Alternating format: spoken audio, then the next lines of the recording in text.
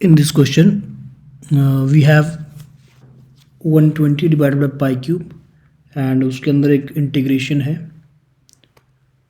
इस इंटीग्रेशन की वैल्यू निकालनी है और इस पूरे एक्सप्रेशन में पुट करके फिर वैल्यू आएगी. तो मॉड यहाँ पे लगाया हुआ है, इसका मतलब शायद वैल्यू नेगेटिव भी आ सकती है.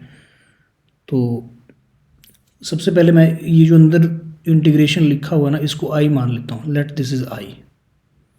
अब स्टूडेंट्स इसमें ना जनरली जो ज़ीरो से पाई वाले क्वेश्चन होते हैं तो उनमें क्या क्या प्रॉपर्टीज़ लग सकती हैं. तो जो और साथ में साइन कॉस आ जाए तो एक प्रॉपर्टी काफ़ी फेमस है, 0 से 2a.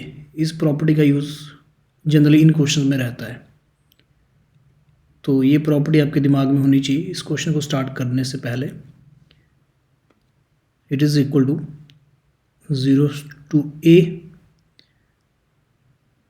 fx dx plus 0 to a f of 2a minus x dx. मैं इसका यूज़ कर लूँगा यहाँ पे, ठीक है.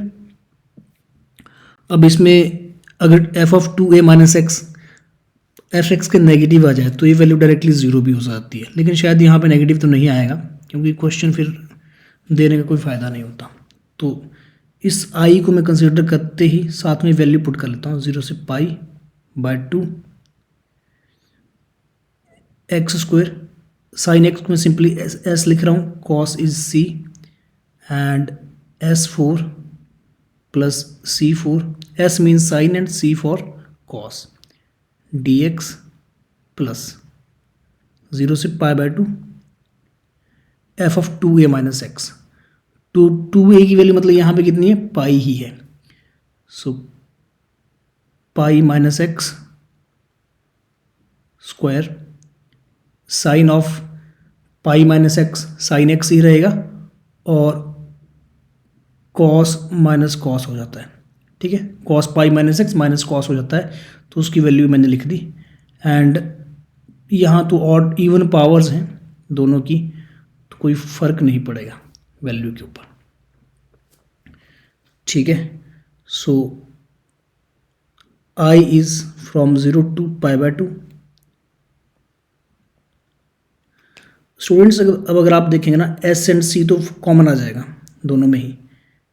S C S4 plus C4 ये तो कॉमन हो गया और हमारे पास बच गया x square minus pi minus x square. तो मैं स्क्वायर करके लिख रहा हूँ, minus pi square minus x square plus 2 pi x.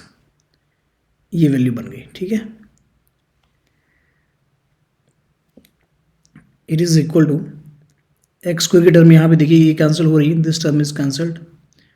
और अगर ये टर्म कैंसिल हो गई तो हमारे पास सिंपली बच गया इधर 0 से पाई बाय 2. क्वेश्चन देखो थोड़ा सा आसान होता जा रहा है. 2 pi x minus pi square sine cos sine 4 plus cos 4. अब इस क्वेश्चन में भी जो ये पाई स्क्वायर वाला पार्ट होगा ना, अगर मैं इसको अलग कर दूं, इस पाई स्क्वायर के साथ ब्रैकेट ओपन करके ना इस इंटीग्रेशन को अलग कर दूं, तो ये तो इंटीग्रेबल है. ये फिर आगे तो पुराना क्वेश्चन बन जाएगा, जेई का पुराना क्वेश्चन बन जाएगा इतना. लेकिन प्रॉब्लम आती जो ये एक्स है, इसको हटाना पड़ेगा यहाँ से, क्योंकि एक्स के साथ sine cos divided by sine 4 cos 4 ये थोड़ी सी दिक्कत करेगा.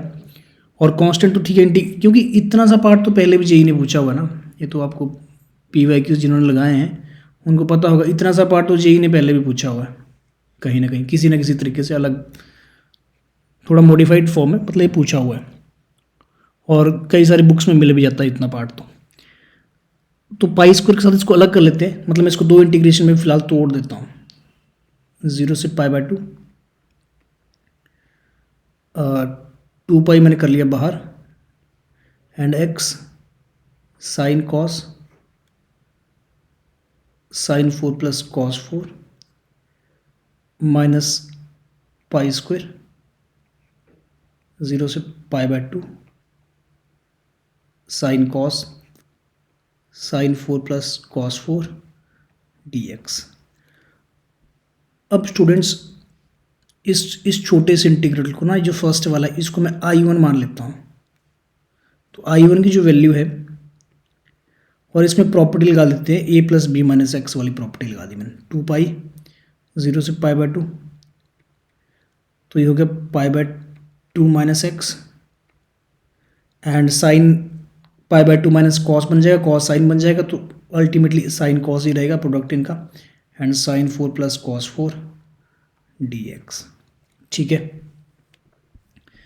इतना आ गया।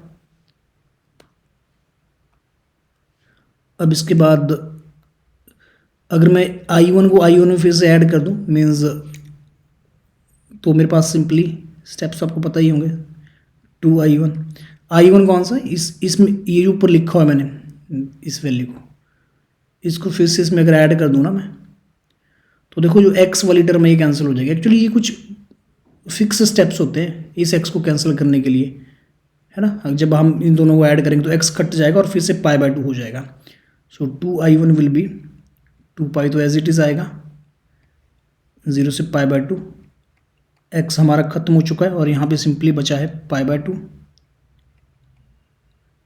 Sine cos upon sine 4 plus cos 4 dx।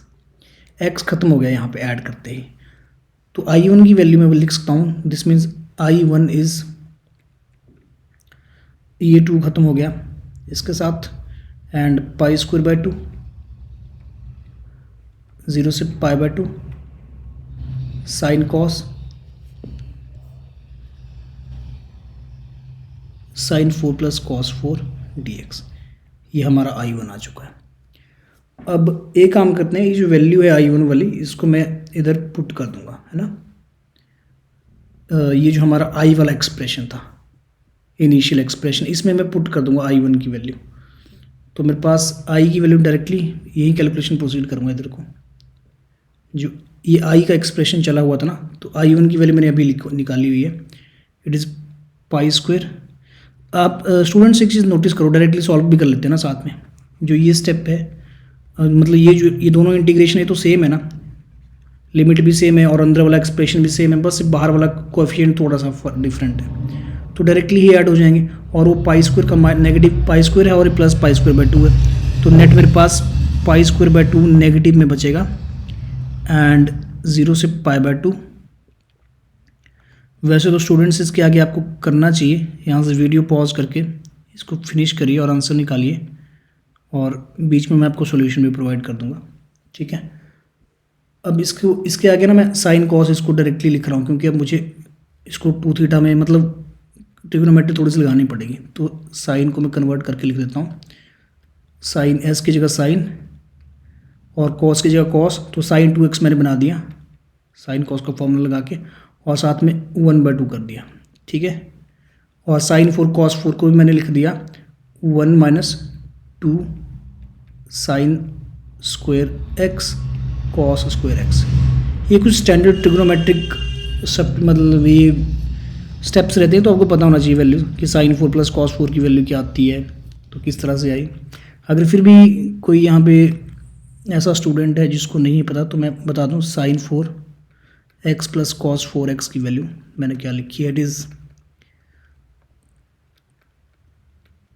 Identity use कर ली यहाँ पे a square plus b square की, minus 2ab 2 sine square x cos square x, इस आइडेंटिटी का यूज़ किया मैंने यहाँ पे, ठीक है। तो finally it is minus pi square by 8 0 से pi by 2 sign 2x। Numerator में देखो साइन 2x बना हुआ है, तो मुझे नीचे कॉस 2x बनाना है, तो इसको थोड़ा अलग से सॉल्व कर लेता हूँ मैं, क्यों स्टेप जाते हैं एक। इसको अगर मैं सॉल्व करूँगा ना, तो मेरे पास बनेगा 1 माइनस साइन स्क्वायर 2x, यहाँ पर भी मैंने एक्चुअली 2 साइन 2 थीटा का फॉर्मूला बना दिया, divided by 2 which is 1 minus, मुझे कॉस चाहिए नीचे ना, 1 माइनस कॉस स्क्वायर 2x, हाँ ऐसे लिख सकते हैं, डिवाइडेड बाय एलसीएम भी ले लिया इसका, ठीक है, into 1/2। So it is 2 - 1 plus cos square 2x divided by 2 हो जाएगा। तो ये फाइनली बन गया मेरे पास 1 plus cos square 2x divided by 2, तो जो डिवाइडेड बाय 2 है ये ऊपर जाके यहाँ पे मल्टीप्लिकेशन में बन जाएगा, ठीक है, dx। फाइनली cos 2x को t पुट कर देते हैं और इसको इसके आगे देखो आप डायरेक्टली कर लेना, cos 2x को t पुट करके इसको सब्स्टिट्यूट करना, ऊपर डेरिवेटिव बन जाएगा dt divided by 1 plus T square format बनेगा ये। तो और पूरा सॉल्व करके इसकी जो डायरेक्टली वैल्यू बनेगी, मैं यहाँ पे डायरेक्टली वैल्यू लिख देता हूँ, ये हमारे पास कुछ इस तरह से वैल्यू आएगी। ये पाई स्क्वायर बाय 8 आ जाएगी पूरी वैल्यू इसकी। इसको आप सॉल्व करके लिख लेना, ठीक है, क्योंकि इजी इंटीग्रेशन है यहाँ पे ना, ये अब इसमें कुछ बचा नहीं। और मतलब एक पाई क्यूब आ जाएगा यहाँ पे, एक्चुअली स्क्वायर बाहर ही है ना, तो अंदर से पाई बाय मतलब इस पूरे की इंटीग्रेशन पाई क्यूब बाय 8 हो जाएगी। तो आपसे जो पूछा हुआ है ना, इसको अब यहाँ पे देख लो क्या पूछा हुआ है, इस पूरे की वैल्यू पूछी है। So it will be 120 divided by pi cube. देखो यहाँ पे इन्होंने पाई क्यूब ऑलरेडी बना के दिया हुआ है एंड हमारा आंसर आया पाई cube divided by 8। So answer is 15। तो इस तरह से ये क्वेश्चन था।